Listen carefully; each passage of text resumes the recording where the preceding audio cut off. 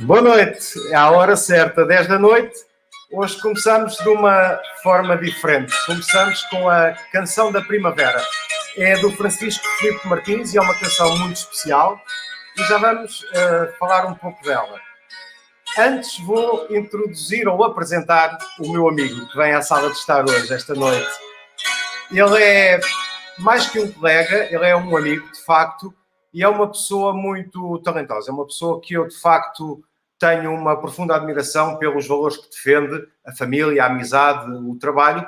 É uma pessoa com muita história e é uma pessoa com muitas histórias e que vamos, ao longo desta hora, conversar sobre elas na sala de estar. Portanto, o episódio 7 do Em que é que estás a pensar esta noite com Pedro Carvalhas. Pedro, boa noite.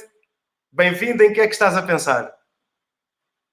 Desculpa. Agora sim que eu tinha o teu microfone desligado. Espera. Não estou a conseguir desligar o teu microfone. O microfone está desligado.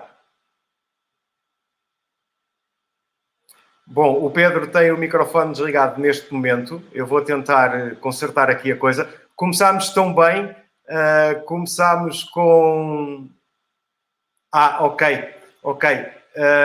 Eu peço agora que me deixem resolver esta questão. Eu vou-lhe enviar um SMS ao Pedro Carvalhas e vou-lhe dizer que ele tem o microfone basicamente desligado. E ele ainda não percebeu isso. A questão, Pedro, é que tens o teu microfone desligado. Portanto, podes ligar o teu microfone. Vais ao WhatsApp. Ok, já estou.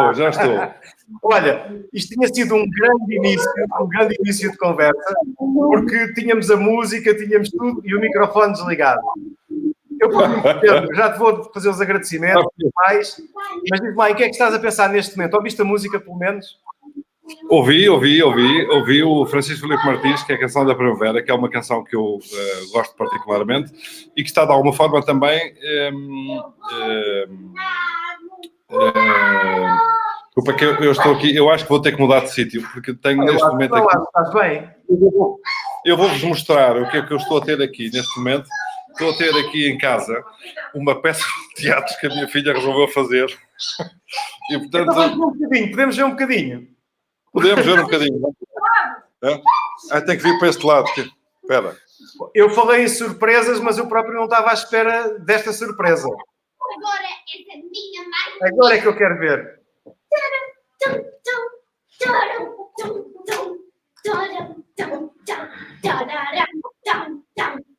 Agora eu vou amaldiçoar a princesa!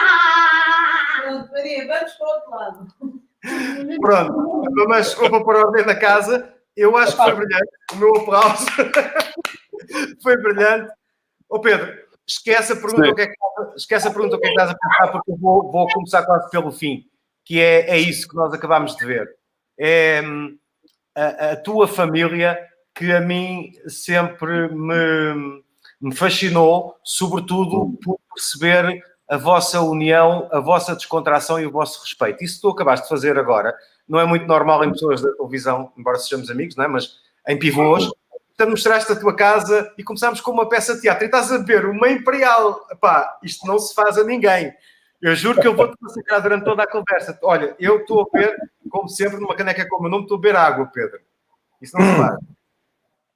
Pois, eu achei que a água, para quem tem atualmente saúde de ferro, graças a Deus, a água corre o risco de enferrujar um bocado. De maneira que eu prefiro sempre beber qualquer coisa mais coisa, apesar de beber muita água durante o dia, que é uma coisa que faz bem à saúde também, como todos sabemos.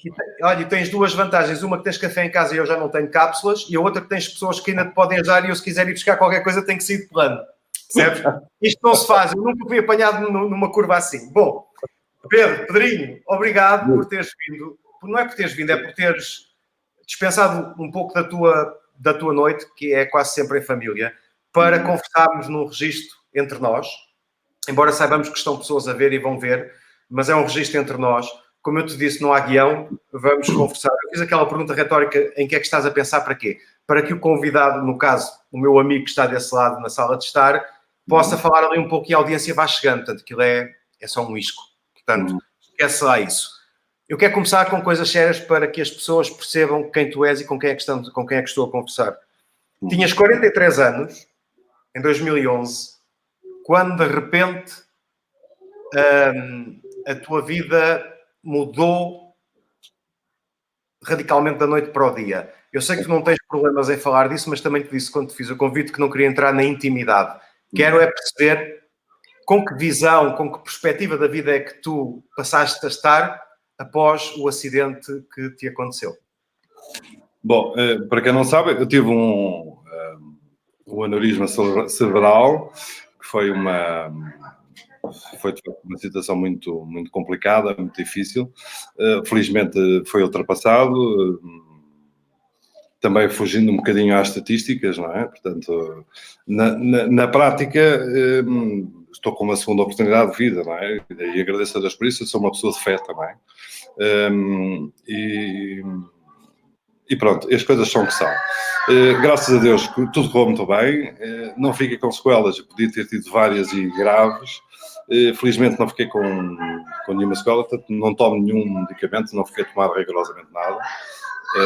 E há 2 anos fui dado como curado, de facto, do aneurisma. Portanto, o médico até me disse, que se tornou muito bom amigo, que é o Dr. Jorge Gonçalves, a quem eu mando também um abraço, em nome dele, a toda a equipa do Hospital Universidade de Coimbra, que foi onde eu tive, desde os enfermeiros, a enfermeira Manuela, toda a gente, foram todos verdadeiramente inexcedíveis, extraordinários, naquela missão que nós vemos muito também hoje em dia, não é? Que é de estar sempre ali, sempre próximos, sempre disponíveis para ajudar e para nos ajudar quem está ali e ainda tive algum tempo no hospital.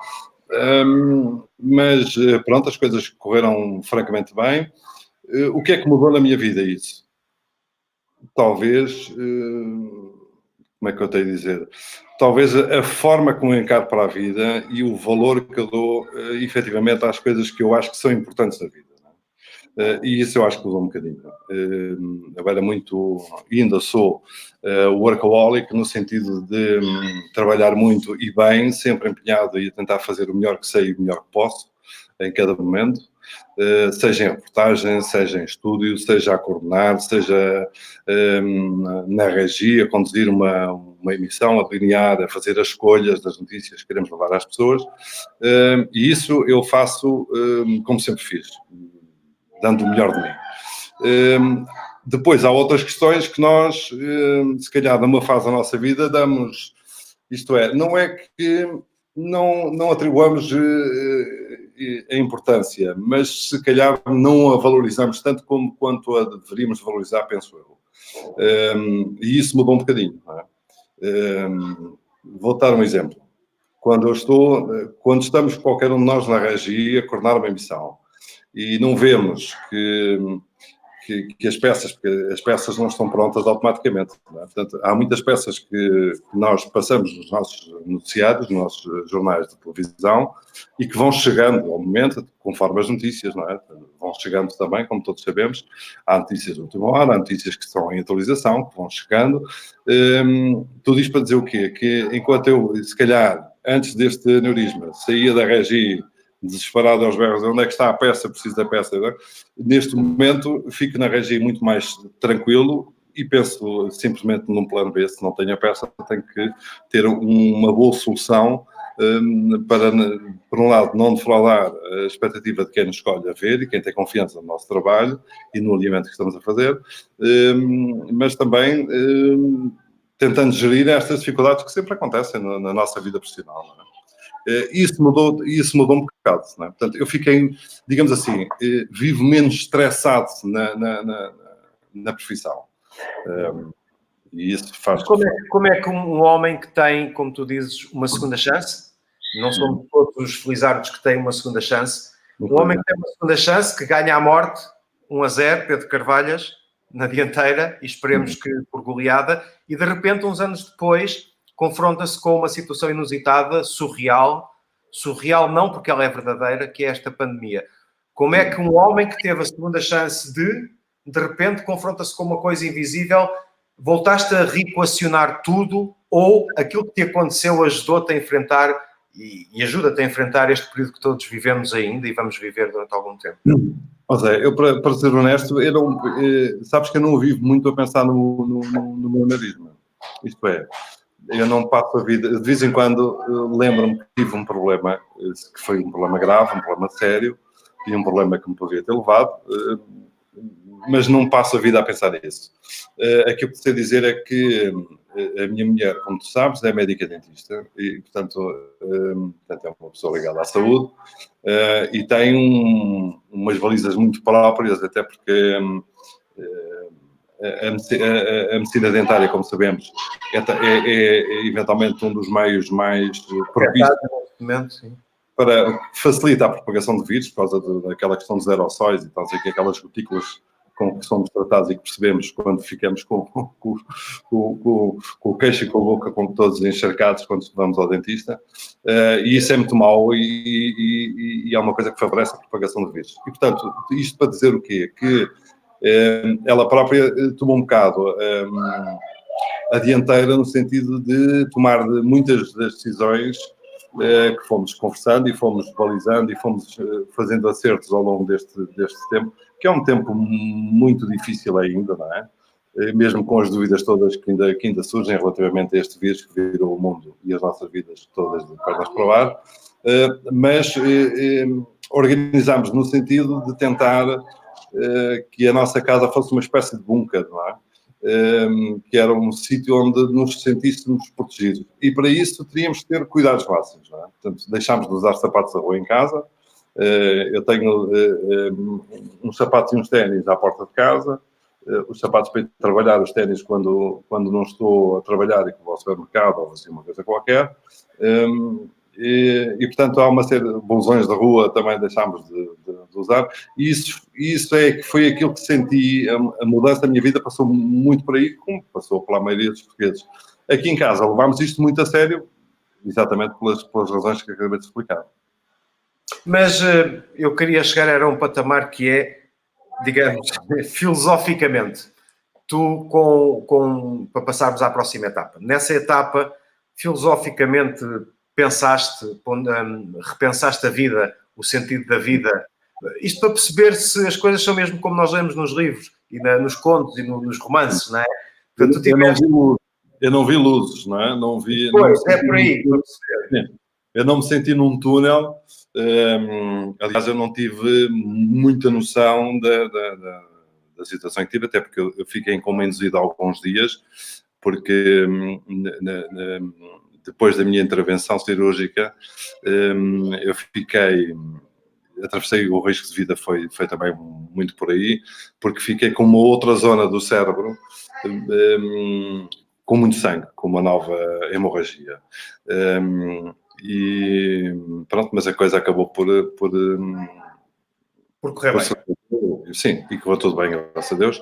E portanto, mas eu não tive muita noção disso. Eu só depois, mesmo aqui a conversas aqui em casa e com algumas pessoas que entretanto vinham, algumas pessoas amigas, algumas pessoas de família que vinham aqui, é que eu fui tendo noção de... Vou dar um exemplo.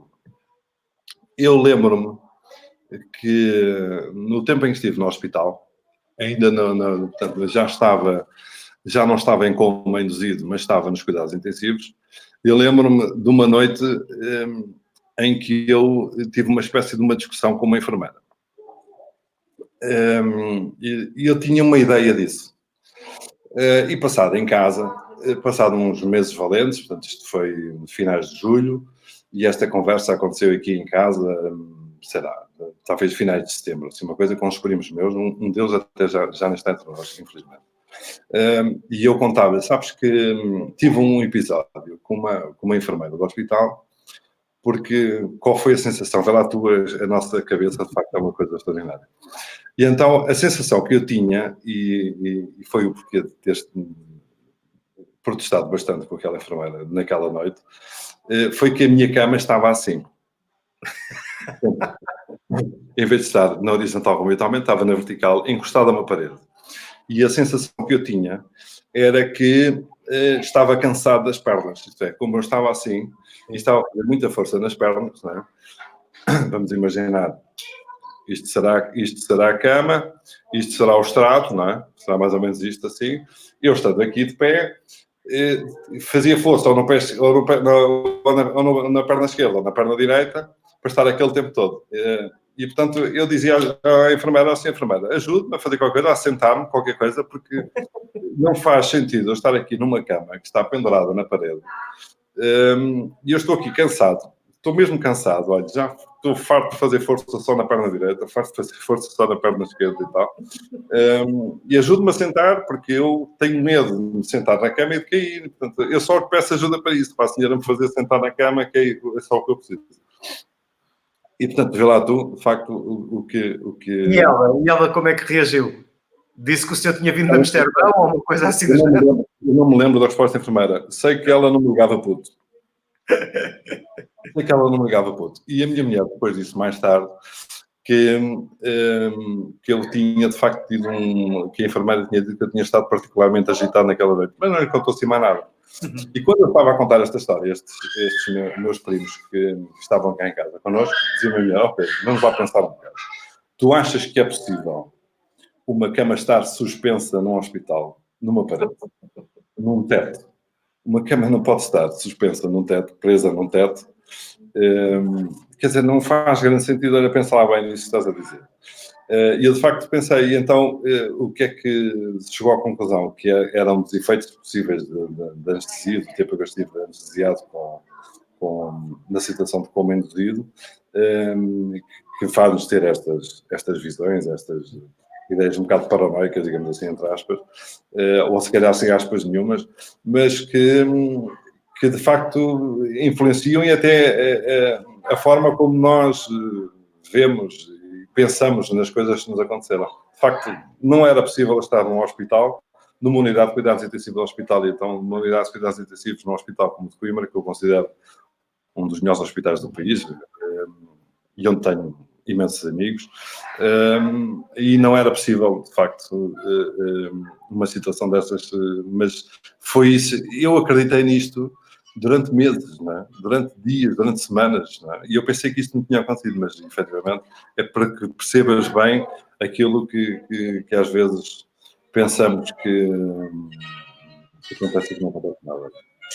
Então, olha, estás a ouvir bem? Consegues ouvir? Consigo. Voltar Pronto. Voltei à música, à canção da Primavera do Francisco Filipe Martins, que tu tanto gostas, porque agora gostava de saber um pouco quem é o meu amigo Pedro Carvalhas, que trabalha ao meu lado há não sei quantos anos, alguém que, quando era correspondente, vou dizer pela primeira vez, uma vez disse à Carol Moita, pá, o que é que aquele gajo faz como correspondente? Porque as entrevistas que fazias, as reportagens, já com esse teu tom de voz, porque eu digo que tu és um trovador, porque acho que és de facto, e o que eu queria saber é o meu amigo Pedro Carvalhas. De onde é que vem? Quem é? Coimbra?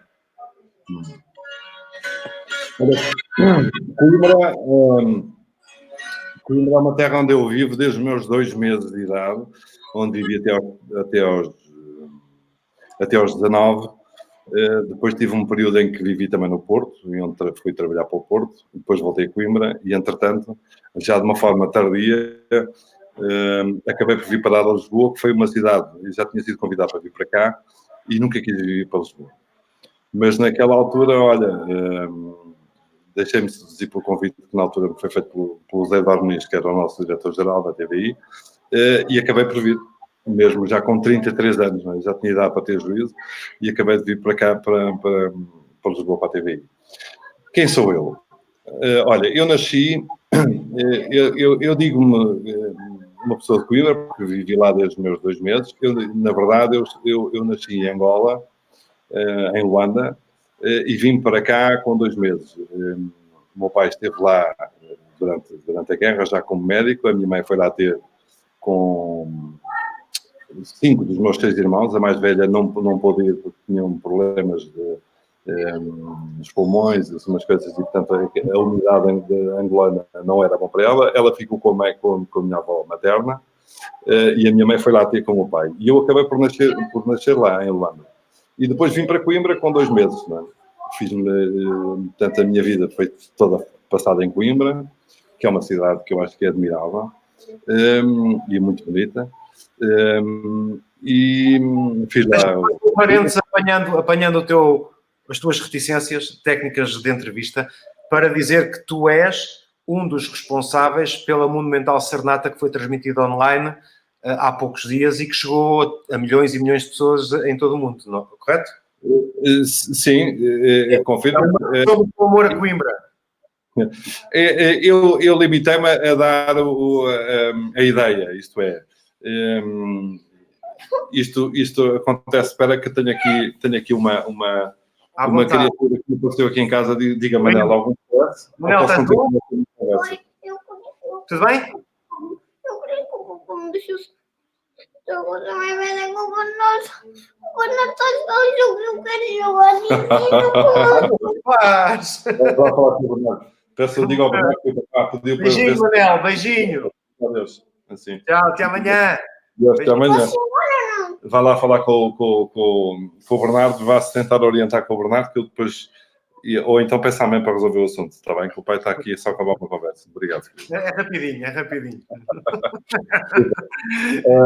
Coimbra e da serenata, no caso. E, entretanto, eu estava a trabalhar e fiz parte da Estudantina Universitária de Coimbra, que foi o primeiro grupo do género dentro das Tunas que apareceu em Portugal depois da restauração da praxe. Não é? E eu fiz parte desse grupo e eles criaram uma daquelas coisas que teve um impulso brutal nestes tempos de pandemia, que são os grupos do WhatsApp do telemóvel. E eles criaram um grupo com a malta toda, que foi passando pela Estudantina, e éramos já à volta de 200. Não é? Eu estava naquela tarde em que aquilo aconteceu, foi perto às 4:45, eu começava o jornal às 4. Olhei para o telefone e vi aquilo, mandei-lhes um abraço, estava a tratar de informação que tinha sido atualizada em relação à Itália, onde a coisa estava verdadeiramente dramática, e eu disse-lhes só, meus caros, obrigado, boa ideia de grupo, um abraço para todos com saudades. Acho que deviam fazer qualquer coisa, para darmos ânimo aos portugueses, que é disso que este país neste momento está a precisar. Um abraço, vou para o estúdio e pronto. Quando saí do estúdio, eram centenas de mensagens no grupo, e decidiram logo todos dizer que sim, de todas as partes do mundo, e portanto, pronto, foi essa De repente estavas com uma carga de trabalhos em cima. Diz? De repente estavas com uma carga de trabalhos em cima. Não, o que eles disseram é fazemos o que tu quiseres, quando quiseres. Entretanto, falei com o nosso diretor de informação, com o Sérgio, e disse-lhe, olha, passou-se assim, a malta quer fazer uma coisa, eu acho que é uma coisa gira, que valia a pena apostar, e pronto, e decidiu-se, gravou-se tudo, muito rapidamente, e portanto isto foi uma conversa que foi numa quinta-feira,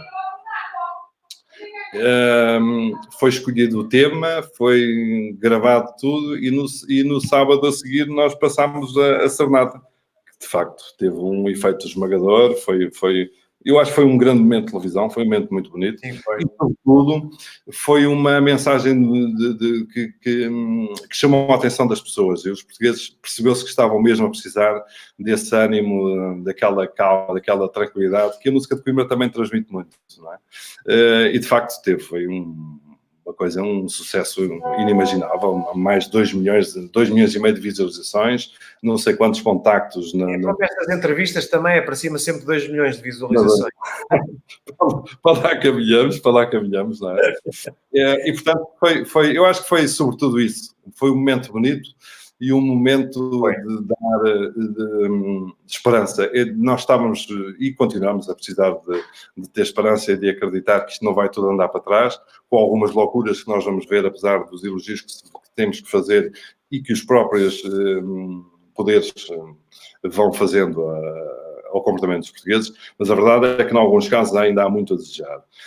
Deixam muito a desejar. E eu acho que podemos fazer bem, isto é, estamos todos cheios. Eu acabei de chegar de Coimbra, hoje à tarde, onde fui ver a minha mãe, que já não via há 3 meses. Tá? E levei os meus filhos com todos os cuidados, estivemos com máscaras e isso é tudo importante, mas tudo tem que ser feito com cabeça, com ponderação e, sobretudo, com medo.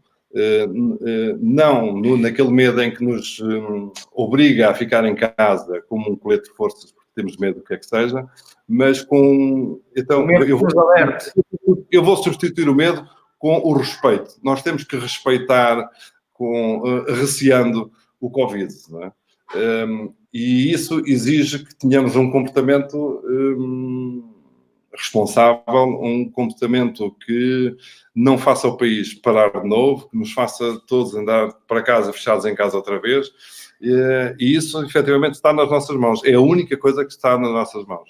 Pedro, mas sabes que eu este fim de semana estive a fazer diretos nas praias e de facto eu não consigo perceber como é que, e sem qualquer tom paternalista, como é que as pessoas não entendem as coisas. Eu vou dar o exemplo que eu vi, que é gritante.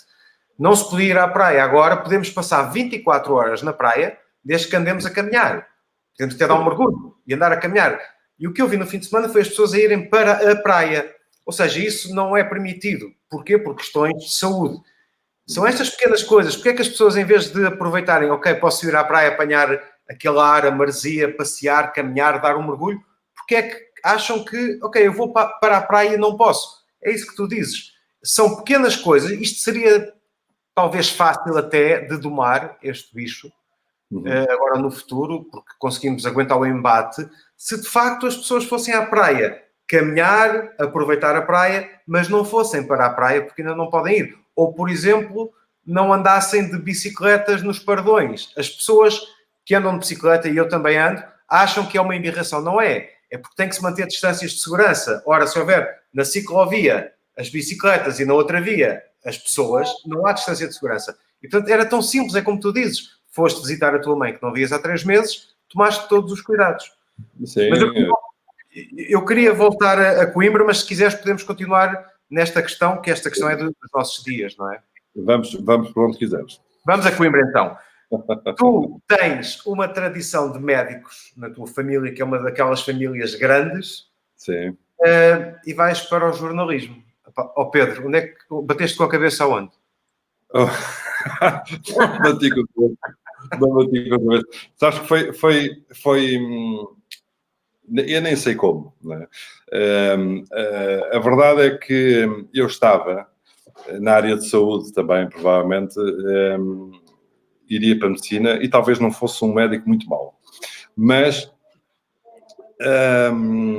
até porque tinha uma referência extraordinária que é o meu pai, que já não está para nós, e que foi um médico de excelência que fez a diferença, de facto, neste mundo. E, portanto, foi ele que trouxe, por exemplo, só para dar um exemplo,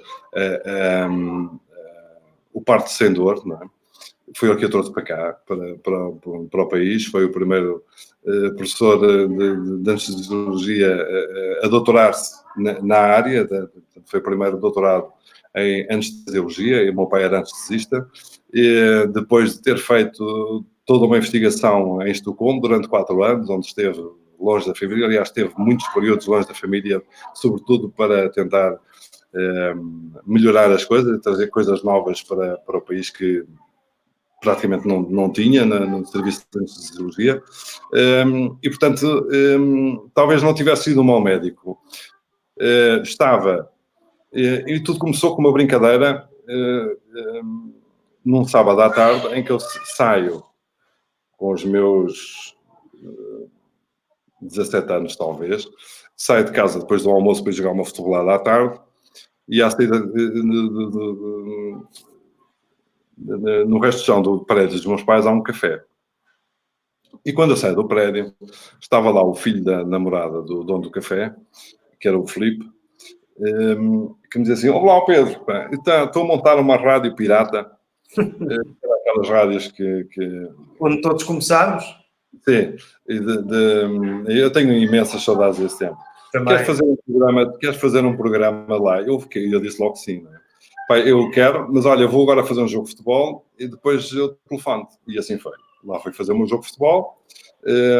Não me perguntes o resultado, que já não sei se ganhei, se perdi. Mas foi um sábado, pelo menos. Mas foi uma tarde de sábado fabulosa, mais uma com os meus amigos de então. Depois voltei e à noite telefonei-lhe, ainda não havia telemóveis, portanto, lá liguei para casa. É bom, de vez em quando, falarmos disto, porque só fazendo aqui um parênteses, não é? Ainda em lembrarem. Sim. Na casa dos meus pais, mostrei-lhes como é que era um telefone, que os meus pais lá têm um daqueles telefones antigos, em que se davam para marcar os números, era o discar o número, não era? Que era aquela atrás de mim, não é? aquela roda. Sim. E, portanto, tive de explicar como é que aquilo funcionava. E, portanto, foi por aí. E então, comecei, que era a Rádio Satélite, que era uma rádio que havia em Coimbra, ali no bairro de Santa Apolónia. E comecei a fazer um programa com uma música que eu gosto bastante, que é a música brasileira. E, portanto, o meu programa era ao sábado à noite. Eu até posso ir ali buscar uma coisa engraçada. Depois tens que encher aqui um bocadinho, que eu tenho que ir ali buscar uma coisa. Está bem, vai. Ou então, eu vou com o computador. E então, comecei a fazer... Isto é muita televisão, desculpem lá, hoje é muita televisão. Televisão em movimento. Sabes o que eu ia fazer? Eu ia pôr-me numa janela... E é o que eu vou fazer, porque ele agora frisou. Eu ia-me pôr numa janela só e ia começar a encher enquanto o Pedro não aparecia. Acontece que, entretanto, ele quis levar o computador, só que saiu da zona da sala em que frisou. E, portanto, deixou-me a mim agora numa situação um bocadinho desamparada. Vou tentar apelar aqui um pouco ao meu profissionalismo, embora esteja na sala de estar, basicamente, neste momento, a falar sozinho. Digamos assim que o Pedro terá ido à casa de banho. Por momentos ausentou, só foi fumar um cigarro. Ele agora não fuma, enfim. Mas o Pedro tem mais histórias para nos contar. O Pedro vai-nos falar, no caso da pandemia, no caso da Covid, da sua irmã mais velha, que estava em Itália, numa das zonas mais afetadas pela pandemia, em Bérgamo, isto creio que é em abril. Vai-nos falar como é que ele enfrentou e fez a gestão de toda essa situação. Isto numa altura em que eu me apercebo que ele acaba de desligar a transmissão. Portanto, ele deve ter ficado sem rede e desligou a transmissão. Mas isto também resolve-se de uma forma simples. Ele tem um link, ele vai clicar no link, eu vou aceitá-lo aqui e ele aparece de novo e em condições. Aqui está ele já a aparecer. Ora bem, vamos ver. Aqui está ele. Desculpa. Pedro, aguentei em direto até agora sem me calar, mesmo quando ficaste sem rede. Siga! Acho que se fosse no YouTube era tudo a subscrever o canal. É grande. Bom, então estava eu a dizer que enquanto o Bernardo tenta trazer um quadro, que eu por acaso tenho um quadro, com uma brincadeira que fizemos nesse programa, e então fiz um programa aos domingos à noite, que era o Brambilha, que era um programa de música brasileira, 2 horas de música brasileira, que era uma coisa extraordinária. E então decidimos fazer. Em que altura, mais ou menos? Isto foi finais de 80, 88, 89, por aí. Ok, adiante. Deve ter sido 87, 88. 87, 88. E então fiz esse programa, o Brambilha, onde fazíamos também então não te consigo mostrar, é o quadro, que era um quadro que foi feito do que eu vou fazer agora, do que eu vou falar agora, que era uma radionovela. Fizemos uma radionovela. Fantástico. Que era o Arnaldo Brimbau, e tínhamos mesmo o som do Brimbau, o verdadeiro artista da bola e do aumento demográfico. Era o título, era este. Então o Arnaldo Brimbau era feito por mim e pelo António Donato, pelo Toninho Donato, que tinha um outro programa, que era um programa com um nome maravilhoso, que era o Colina da Saudade, que era um programa à terça-feira. E, portanto, gravávamos a radionovela, os dois, e depois passava num programa de um e no programa do outro. Não te esqueças que vais dizer. Lembras-te de alguma passagem dessa radionovela, um diálogo que em 30 segundos pudesses aqui estabelecer? Ou já foi há tanto tempo que... Já foi há tanto tempo, já não me consigo lembrar. Mas vou-te dizer a evolução da história. Ok. O primeiro episódio da radionovela foi um êxito que tu não queres imaginar.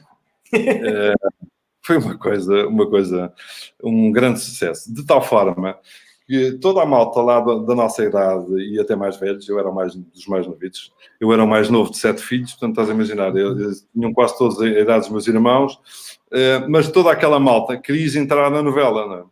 E eu e o António Donato pensámos assim, pá, por mim, eles podem entrar todos, mas como é que a gente vai fazer isto? E o Toninho resolveu isto de uma forma brilhante. E assim, olha, entra toda a gente. As personagens que precisamos de acrescentar, sendo que temos de definir uma regra. E a regra que vamos definir é que as raparigas que entrarem têm que fazer os papéis dos homens. E os homens que entrarem têm que fazer os papéis das mulheres. Tu não estás a imaginar o que eram aquelas gravações. Era de chorar a gargalhada.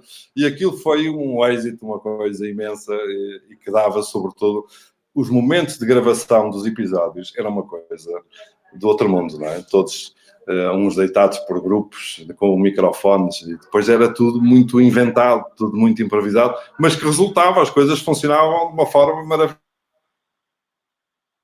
E foi nessa altura que, agora voltaste a frisar, foi nessa altura que...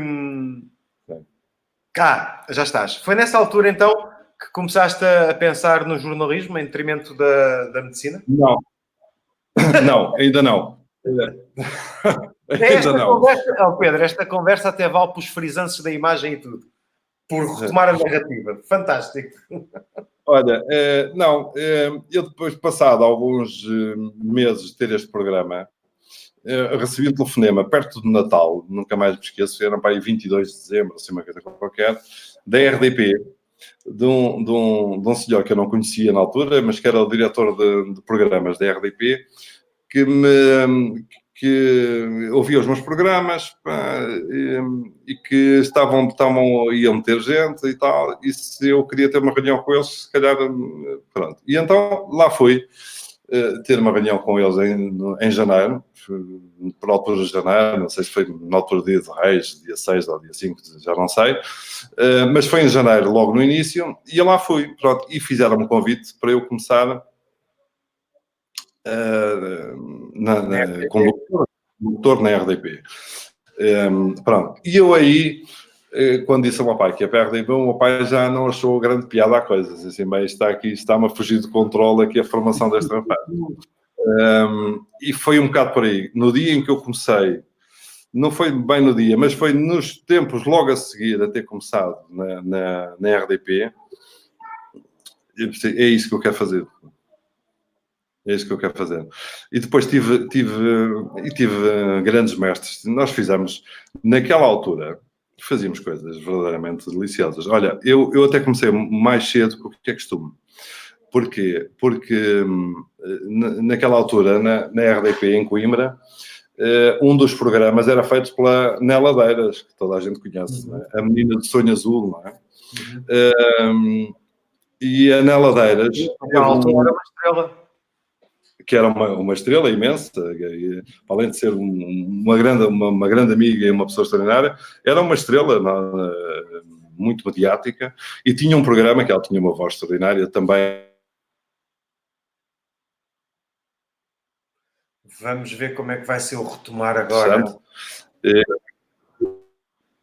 Eu acho que isto teve aqui um ligeiro corte, mas já retomou o contacto, não já? Já, claro. Temos estado a ouvir. Fez aí um frisancezinho uma ou duas vezes. A Nela Deiras, uma excelente voz. E a Nela Deiras partiu um braço.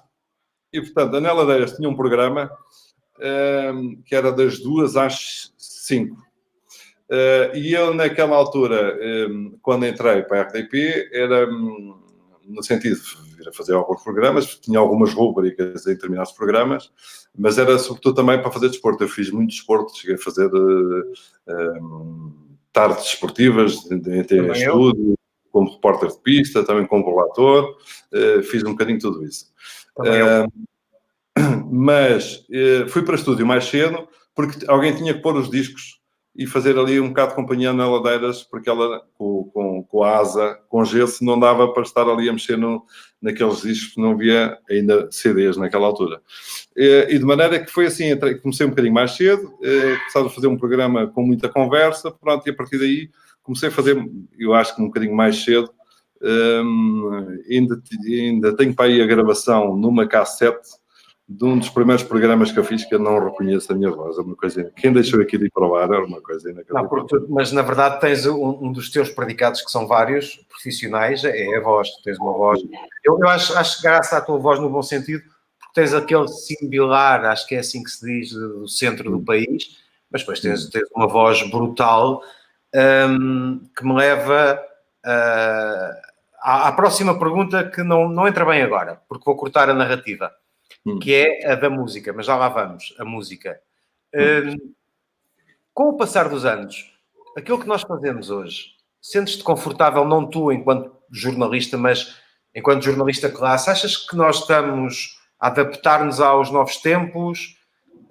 Como é que achas, primeira pergunta é essa, se estamos adaptados aos novos tempos, e a seguir, como é que, na tua perspectiva de jornalista e também de pessoa, porque tu consegues ser as duas coisas e separá-las, tens visto o nosso trabalho de todos nesta pandemia. Portanto, se o que mudou te agrada ao longo dos anos, e como é que nós estamos a encarar, temos estado a encarar, nós profissionais, esta pandemia, no teu ponto de vista? Olha, em relação às coisas que mudam, não me agrada tudo e agrada-me muita coisa. Não é? Portanto, há coisas boas e há coisas más. Tenho aqui uma princesa para me dar um beijinho, não é? Um beijinho também, querida. Desculpa que isto é a hora das crianças irem para a cama, portanto... Este live hoje tem televisão em movimento e tem muita ternura, tem muito amor, muito afeto e, portanto, acho que estás até a mostrar aos teus filhos, coisa que acho que nunca deves ter feito, e porque estamos em casa. Mas continua, vamos voltar então vamos ao há coisas boas e há coisas más. Eu sobre a adaptação do jornalismo aos novos tempos, eu acho que o jornalismo se vai tentando adaptar, às vezes já com alguns tiros no pé, outros com passos corajosos e que resultam, e, portanto, temos de tudo um pouco, não é? E não vale a pena aprofundar muito. Em relação ao comportamento que a imprensa tem tido, neste geral, eu acho que tem sido bom, porque temos sabido.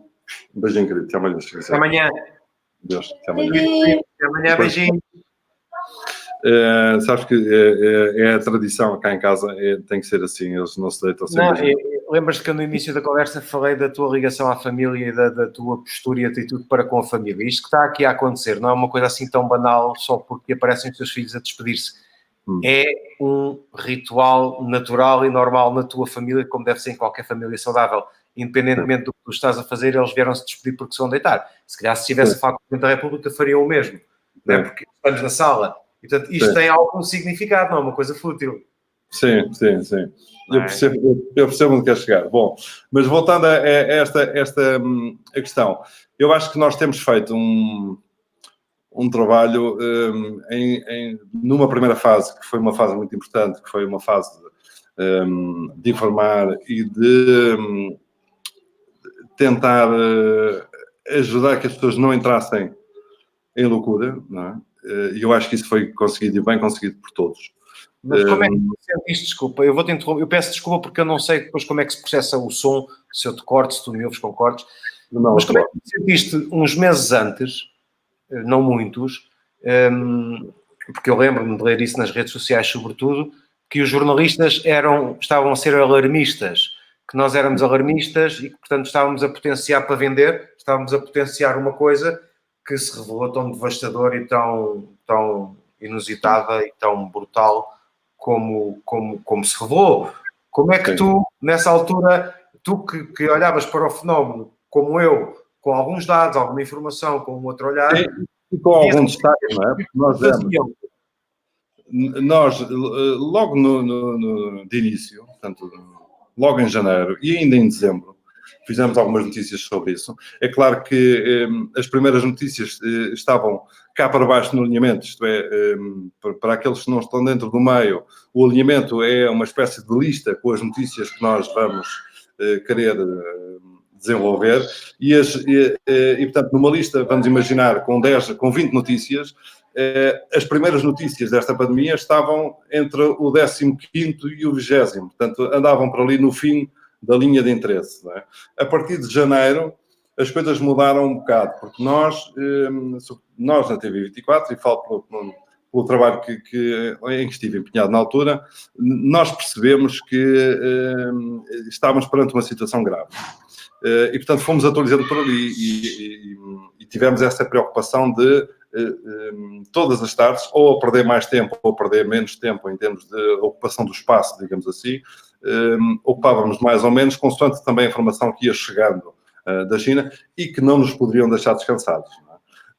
Ao contrário daquilo que foi dito inicialmente até por parte das nossas autoridades de saúde, como todos se lembrarão, de que era muito improvável que esta situação chegasse cá, a verdade é que se percebeu que ela, não se percebeu logo em janeiro que ela ia chegar cá, mas percebeu-se que ela estava a chegar a muito lado onde não era suposto chegar, não é?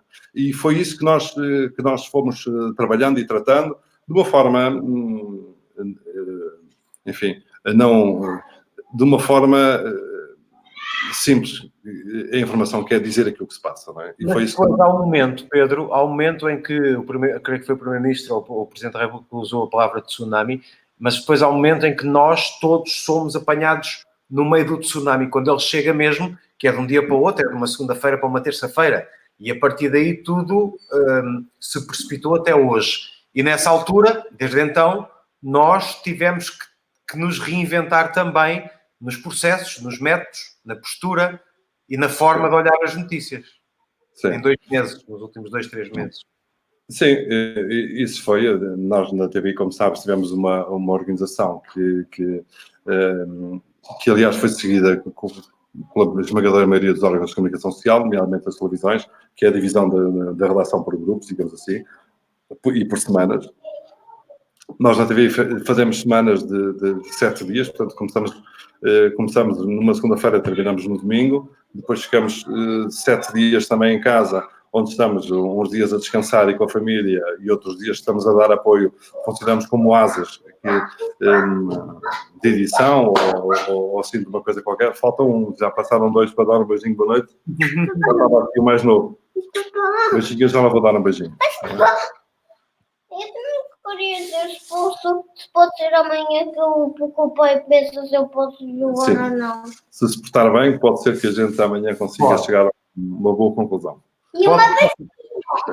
Desculpa, Zé. Pode se portar bem. Quando tu quiseres ir, é só dizeres. Eu estou a adorar, mas a família primeiro. Não, tranquilo, não tem problema nenhum. Eu depois fiquei lá passar no quarto para dar um beijinho e aconchegar os lençóis, que é uma coisa que eu faço todos os dias. Mas, voltando a esta questão, estávamos na questão da pandemia. E portanto trabalhamos assim.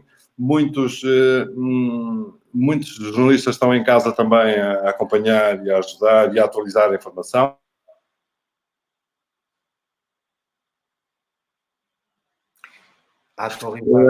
E, portanto... Não tinhas frisado outra vez. Estavas no ponto em que ouvimos até tu dizeres que há muitos que estão em casa a atualizar a informação. Eu, por exemplo, hoje fiz 2 horas de direto, amanhã vou fazer diretos também e estou em casa. Mas eu queria perceber mais não tanto no processo, mais na nossa postura.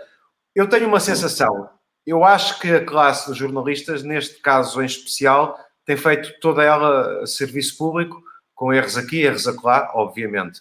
É essa a sensação que tu também tens? Ainda que frisado? Bom, mas pelo menos frisou com a mão assim, o que já permite descansar um pouco. Mas queria perceber o que é que o Pedro pensava. Ele provavelmente está-me a ouvir, mas está completamente frisado. Um toquinho no computador, assim para o lado. Pode ser que apanhes Wi-Fi. No final, eu depois posso dizer como é que isso se resolve, porque há aqui uns repetidores maravilhosos. O Pedro estava a falar de como é que nós, enquanto jornalistas, temos estado também a adaptar-nos a esta história da pandemia. Já muito se disse, vocês também já muito ouviram sobre isso. E eu ainda queria falar com ele também para tentar perceber qual é a nova forma de olhar do Pedro Carvalhas para o verbo desconfinar. O que é que o verbo desconfinar significa para ele. Mas o Pedro também, e quando voltar, vai-nos falar da música, porque ele consegue ser um homem, um chefe de família, não no sentido tradicional, mas um homem de família, um homem dedicado à família, aos amigos, e à família não é só a família que lhe é próxima, é a família gigante que ele tem também em Coimbra. Ele tem 7 irmãos, como ouvimos há pouco. Depois consegue também, aqui está ele de novo, agora já num outro cenário, consegue também ter tempo para a música e toca em casa. Desculpa, olha, tu posto mudar de cenário. Eu não sei porque é que tive falha de rede, mas foi uma das coisas que aconteceu nesta pandemia, foi que a rede wireless não é muito certa e, portanto, muitas vezes temos este eu problema. Acabado de dizer que no fim do direto eu digo-te como é que resolves isso, que eu tenho um repetidor fantástico. Uhum. Pois é, mas eu também tenho repetidor de sinal aqui em casa. Uhum. Mas deixa os problemas técnicos, que isso não faz parte da emissão. Nós estamos aqui para conversar. E, portanto, estava a falar dos métodos e eu tinha de perguntar, não sei se chegaste a ouvir. Nós, a sensação que eu tenho, nós, classe jornalística, com erros que todos cometemos, estamos mais expostos, obviamente, e venham as críticas, mas nós temos estado todos com uma espécie de sentimento de serviço público. Mais do que dar primeiro, temos que dar com pés e cabeça, porque estamos a falar de uma coisa muito séria. Tem essa sensação também? Sim, completamente. Completamente. Está tudo resumido nessa frase que disseste, não é? Serviço público. E é o fazer o serviço público no sentido de dar a informação serena, uma informação clara, que seja perceptível a todos, não é? Do professor universitário a uma profissão que não exige estudos, pessoas com 4ª classe, o que é que seja. A informação que nós damos tem que ser percebida por toda a gente e, portanto, é essencial, sobretudo nestas alturas, termos esse cuidado. E eu acho que isso tem sido conseguido e bem feito por todos nós. Mas tem havido também, pergunto-te, uma falsa percepção de que não há mais notícias. E há mais notícias. O alinhamento normalmente agora até tem quase 2 horas. Portanto, há notícias de Covid, do vírus, que tem que haver, porque não há como fugir a isto. Eu acho que é daquelas pessoas que dizem não há como fugir a isto está a afetar-nos a todos. Mas há mais notícias no alinhamento, não é? Ou seja, acho que as críticas são levianas ou tem alguma razão de ser no excesso de informação que temos todos produzido? Eu acho que não tem havido um excesso de informação. Vamos lá ver. Eu acho que se calhar, de há 2 semanas para cá, as coisas felizmente foram melhorando e, portanto, deixou de ser necessário, digamos assim. Porque é que os jornais eram dominados pela pandemia? Em primeiro lugar, porque havia matéria para transmitir às pessoas, e em segundo lugar, porque havia muitas questões e as notícias nesta fase passaram também muito por aí, no sentido de explicar às pessoas o que é que haveriam de fazer nas diferentes cenários, nas diferentes etapas e nos diferentes quadros que se podiam levantar. E isso requer tempo, obviamente, não é? E, portanto, eu não acredito, nós não fizemos isso e não acredito que ninguém tenha feito no sentido de aproveitar a pandemia para o que é que seja.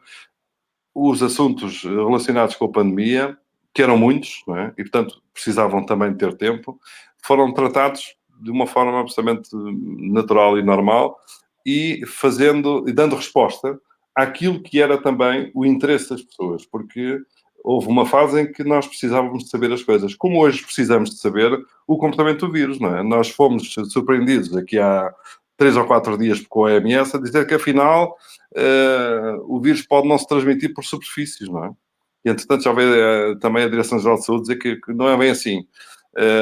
São hipóteses, não é? Nós sabemos que há cientistas a trabalhar em todo o mundo e há pressa para tentar dar uma resposta e tentar contribuir para uma solução para este problema, não é? Que todos temos no mundo, em todo o mundo. E sabemos que isto só vai ter uma solução quando aparecer uma vacina, não é? Há quem diga que se calhar eventualmente podemos ter um remédio primeiro ou não. Bem, qualquer que seja o cenário, ou vacina ou um medicamento, nós vamos ter que ter uma resposta que nos dê alguma garantia para que possamos, de facto, retomar, na medida do possível, a vida como a entendíamos. Se bem que vai ser difícil, porque eu acho que a partir desta pandemia há muita coisa que vai mudar, nomeadamente as empresas, muitas empresas poderão chegar à conclusão que afinal não precisam ter um espaço físico e um escritório para ter tanta gente a trabalhar. As pessoas que de facto vão poder ter eventualmente a possibilidade de trabalhar muito mais em casa. E achas que vai mesmo ser assim, achas? Eu acho que pode acontecer, não é? Vamos imaginar, Zé, uma empresa... Eu não digo trabalhar em casa, eu digo as mudanças, que eu partilho contigo também. Não, eu acho que vai ser inevitável, não é? Eu acho que... Ainda hoje vi um documentário muito interessante que falava de efeitos desta pandemia por um século.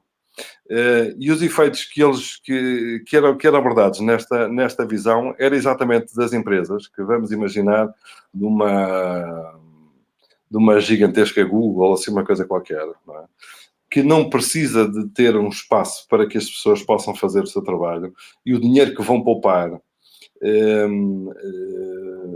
no pagamento de espaços físicos para terem as pessoas lá, em open space e tudo isso, quando as pessoas podem estar a trabalhar em casa, podem não estar fisicamente ali ao lado, podem estar numa cidade, e isto pode ter reflexos também na própria organização das cidades, não é? Será que vamos ter que todos continuar a viver na cidade? Será que não vamos poder estar no campo, no meio rural, com uma boa rede de wireless, com uma boa rede de acesso à internet que nos permita trabalhar para todo o mundo, a qualquer sítio? Claro que podemos. E, portanto, eu acho que isso vai, de facto, influenciar no futuro, e será um bocadinho por aí que as coisas podem mudar também. Deixa-me dizer-te uma coisa. Sabes que o Business Insider de hoje traz uma notícia de que o Mark Zuckerberg, o CEO do Facebook, finalmente, uma mente tão brilhante que finalmente só agora conseguiu chegar a uma conclusão. É essa, precisamente. E então, a força maior de trabalho do império dele, da empresa dele, vai passar a trabalhar definitivamente a partir de casa, os programadores e por aí fora em todo o mundo. Lá está. O que é que isso vai implicar? Não é? Alterações nas cidades, não é? Os grandes escritórios, os grandes centros onde estão essas empresas todas vão ficar com espaços disponíveis, não é? E se calhar eventualmente vamos ter pessoas a viver a viver outra vez para os centros das cidades, como acontecia noutros tempos, a preços muito mais convidativos, muito mais simpáticos, ou se calhar vamos ter cidades mais para serviços, não é? E as pessoas a trabalhar por isso muito fora. Nós temos um país que está, como sabemos, sobrecarregado na zona litoral, e então nas grandes cidades, Lisboa e Porto, não é? Há uma qualidade de vida brutal no interior, não é? É uma qualidade única. Eu costumo dizer, por exemplo, aos meus amigos de Coimbra, que ainda estão em Coimbra, a viver em Coimbra, que a qualidade de vida das pessoas que lá vivem é uma coisa inimaginável e incomparavelmente superior à de cidades como em Lisboa ou no Porto, não é? O tempo que não perdem no trânsito, não é? Isso tudo também influencia, não é? Nestas decisões de pessoas. Na maioria, eu acredito até que serão jovens e casais jovens que podem sair, porque podem sair das cidades, podem ir para o campo, podem ir para as aldeias, para vilas, para o mundo rural, digamos assim, porque têm possibilidade de trabalhar e de trabalhar de forma eficaz e em contacto com as empresas, não é? E também não é difícil uma pessoa estar no campo. Vamos imaginar estar a viver na zona de Viseu, por exemplo, e se precisar de vir a uma reunião presencial, também pode vir cá uma vez por semana, uma vez uma vez por mês, não sei, não é? Se for necessário, porque nem isso, como se provou, nem isso é necessário. Mas era isto que tu gostavas, não era? Diz lá, era isso que tu gostavas. De fazer um jornal, olha, já esteve mais longe. Era bom, eu gostava. Então, olha, há um verbo que foi reinventado, e eu queria a tua realidade, a tua definição dessa reinvenção do verbo, que é o verbo desconfinar. Finalmente, uma palavra que nunca ninguém usou na vida, toda a gente usa a palavra desconfinar. O que é desconfinar para ti em todos os aspectos? Como é que a coisa deve ser feita? Não é só na questão da máscara, em todos os aspectos. O que é o verbo desconfinar, este novo verbo? Olha, para mim, eu vou fazer uma interpretação mais no sentido do desejo. Sim, nesse sentido. Eh, para mim, o desconfinar é, é a urgência de retomar os afetos, não é? A proximidade, os amigos, a família, os nossos mais velhos. Este foi um período terrível para muitas das pessoas, dos nossos séniores, uns que estão a viver em casa com cuidadores, outros que estão nos centros em centros de dia ou estão em lares e que tiveram momentos verdadeiramente dramáticos nesta pandemia, sem visitas, muita gente a acreditar que tinham sido abandonados pela família, não é? Porque os próprios técnicos também não tinham tempo a perder. Não havia nada, não é? Não havia informação sequer. Não havia informação nenhuma e é mais difícil de comunicar a estas pessoas, como sabemos, quando começam a interiorizar uma ideia, as coisas são difíceis, não é? Porque depois também não é fácil, são pessoas geralmente com dificuldades de audição, de visão, mesmo para falar ao telefone, muitas destas pessoas não é fácil falar com elas ao telefone porque não ouvem, não entendem aquilo que se está a dizer, e portanto, eu acho, para mim o desconfinar vai ser sobretudo isso, o tempo de retomar, e a oportunidade que eu tive, por exemplo, hoje, ainda não consegui dar um grande abraço à minha mãe porque tive medo por ela, sobretudo por ela, que já tem 90 anos e, portanto, está dentro do grupo de risco.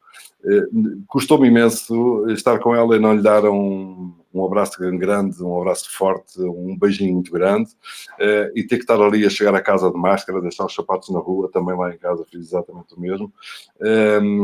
E esse para mim será o desconfinar, que é o desconfinar, sobretudo dos afetos. Eu sou muito de toque, não é? E sou uma pessoa de naturalmente afetos e, portanto, para mim o desconfinar será sobretudo isso. A saudade de estarmos com os nossos, a saudade de estarmos com a família, de estarmos com os amigos, de podermos estar tranquilamente a beber uma cerveja diretamente numa garrafa, que é uma coisa que eu, por exemplo, não faço desde o início das notícias da pandemia, praticamente desde finais de janeiro. Eu vi umas minis no fim de semana, mas em casa, mas vi umas minis para a garrafa. Eu nem isso faço. Aliás, continuo a desinfetar, continuamos aqui a dar um banho de lexívia misturado com água nas coisas que trazemos cá para casa dos supermercados. E enquanto não tivermos como é que eu tenho a dizer? Tenho ali a minha mulher que me está a dizer que não é bem assim como eu estou a dizer. Se quiser, a Ana. Se quiser, mas a Ana estava noutra sala. Bom, okay. Mas nós temos tido esse cuidado e isto é uma coisa que nos incomoda, não é? Até quando é que vamos ter que gerir isto e estar com estes cuidados todos? Eu acho que vamos ter durante mais alguns meses, infelizmente, eventualmente até o próximo ano. Vamos ver como é que será. Mas tenho saudades desde sempre. E para mim, desconfinar, voltando à tua pergunta, isto vai-se perdendo. Mas voltando à tua questão inicial, desconfinar é um bocadinho por aí.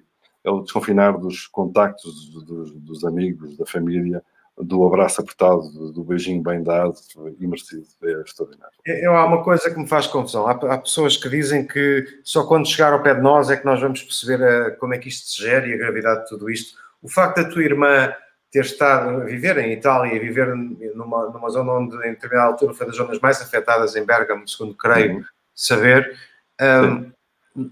fez com que porque eu estava-te a ouvir e por exemplo, uma coisa que eu não faço, desinfetar determinadas coisas em casa. Também deixo os sapatos, desinfeto as mãos mal chego, deixo os casacos, mas não sou tão cuidadoso quanto tu. E o facto de tu teres vivido mais uma aventura destas na pele que foi a tua irmã, fez com que tu tivesses esses cuidados redobrados e que te preocupes tanto, ou mais ainda agora?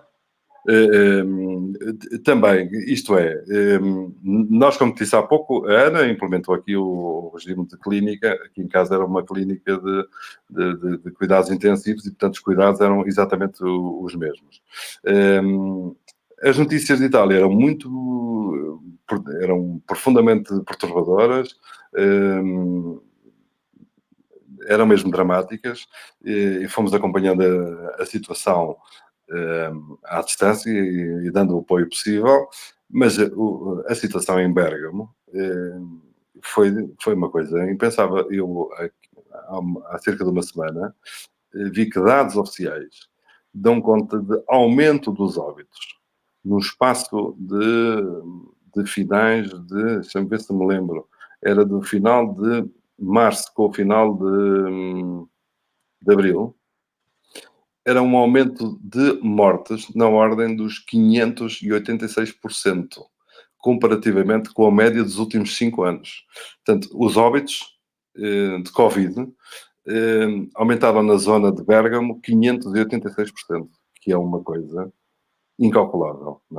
Não havia ninguém dentro das amizades ou dos conhecidos da minha irmã que não tivesse alguém infectado ou alguém tragicamente vítima da doença. E, portanto, as coisas eram o fim do mundo. Isto, naturalmente, infelizmente, temos que sentir na pele, não me refiro a ti, mas infelizmente temos que sentir na pele para dar importância, de facto, às coisas. Estamos quase a caminhar para o fim. Eu dizia, quando tu frisaste, como alguém disse, acho que foi a Ruth Cordeira, minha amiga Ruth de Vila Franca, disse, mas frisou com estilo. Quando tu frisaste, eu estava a dizer que tu, para além do jornalismo, de seres um homem de família e de amizades e de afetos, ainda, quando é caso disso, das aulas, formação, etc., e a música. Mas a música chega ao ponto, e não é uma inconfidência porque já o tornaste público, de tocar em casa para ti e para os teus. Eu próprio já assisti a isso. A música é o quê? É um escape? É um amor? Porque não é só um passatempo, seguramente. A música é uma espécie de um segundo oxigênio, não é? A música está sempre presente. Eu gosto de todo o tipo de música, da música clássica. Não gosto muito daquela de punk e heavy metal. Algumas consigo gerir e desfrutar, mas todo o resto de música eu gosto de tudo, desde música popular, a música pop, a música o que é que seja. E a música faz muito parte do dia-a-dia, do meu dia-a-dia, do dia-a-dia da minha mulher, dos meus filhos também, já estão muito também para aí virados. Há aqui uma série de instrumentos musicais em casa e, portanto, nós de vez em quando, olha, divertimos e passamos algum tempo também aqui a cantarolar umas modas. Pedro, mas tu foste uma série de anos músico dos Force Station, a banda que nós tínhamos na TVI, quando aconteciam as galas, e aquilo era delicioso, ver-vos a todos a tocar, tu, o Araújo, o Maia Abreu, era delicioso. Portanto, por isso é que eu te perguntei, aquilo não é um passatempo, a música não é um passatempo para ti, a música é algo que se percebe que está encarnado em ti, não é? Sim, eu gosto eu não sei uma nota de música. Era aí que eu queria chegar, porque eu sabia esse segredo. Eu não sei, eu toco tudo ao ouvido. Toco vários instrumentos, toco acordeon, toco viola, toco cavaquinho. Na estudantina tocava cavaquinho, já falámos aqui da estudantina. Na estudantina tocava cavaquinho, toco guitarra, toco viola, dou uns acordes de piano e não sei, e toco tudo ao ouvido, não sei nada de música. Mas a música é essencial. É essencial, ajuda-nos nos bons momentos, nos momentos menos bons, nos mais complicados, nos momentos magníficos, nos momentos de sonho, nos momentos de paraíso. A música tem que estar sempre presente. Olha, como é que foi este momento para ti? A nossa conversa foi maravilhosa. Foi um serão agradável com um amigo, com uma pessoa que eu estimo muito. És um gajo de 7 estrelas.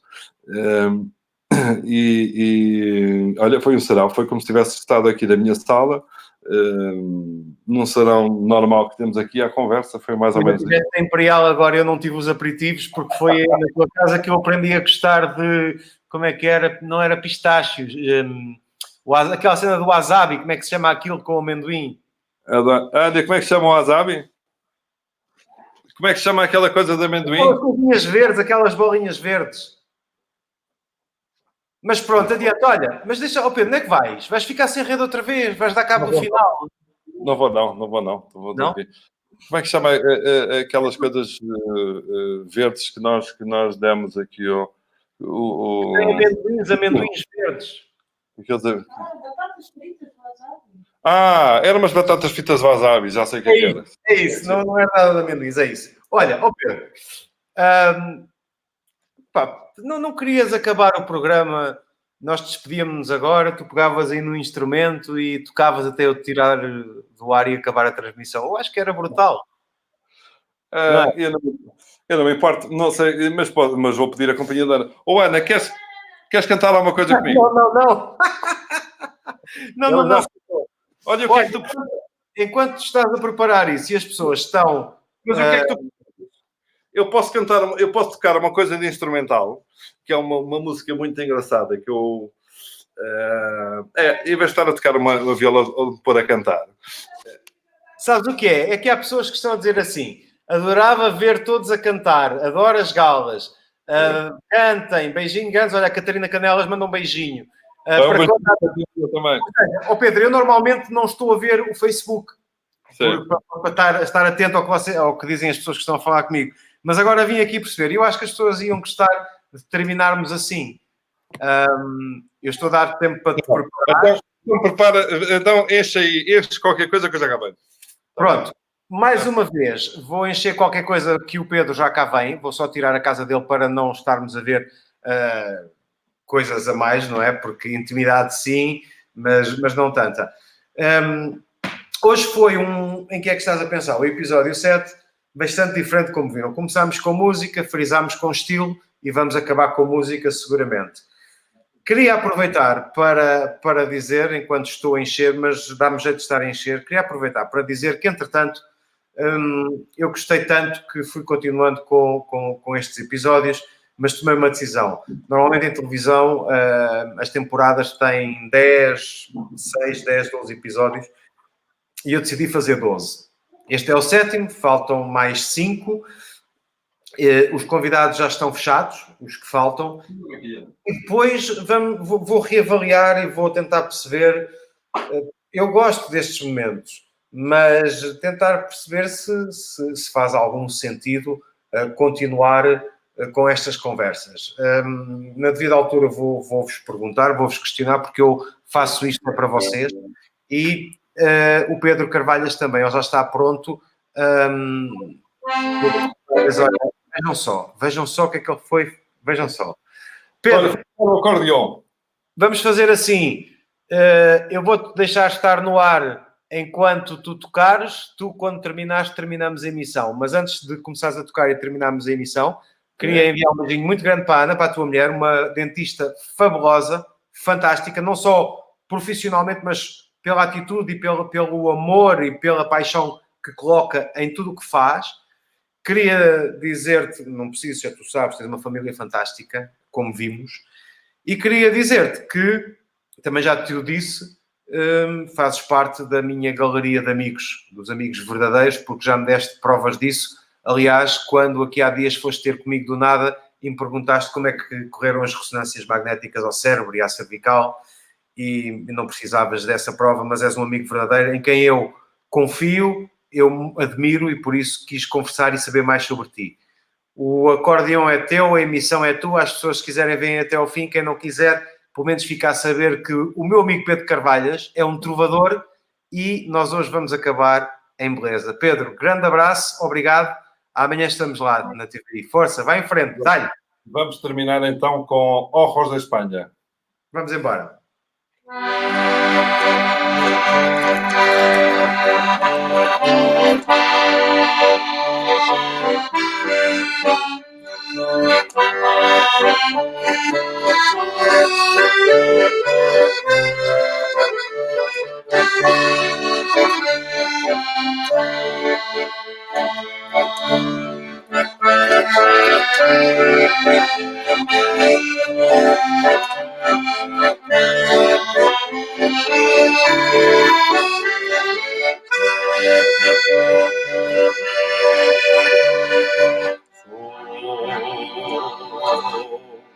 Como el mar, como el azul de siempre, como el sol.